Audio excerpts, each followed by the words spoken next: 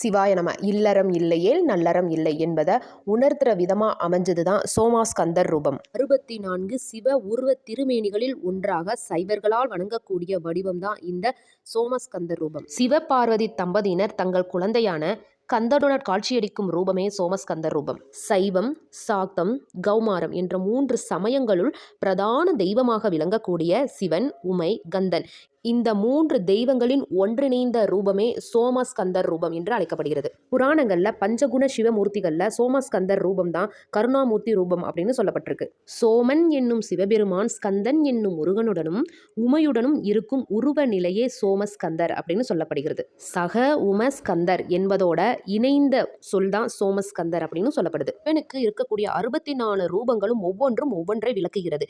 இதுல இல்லறத்தின் சிறப்புகளை விளக்கக்கூடிய ரூபம் தான் இந்த சோமஸ்கந்தர் ரூபம்.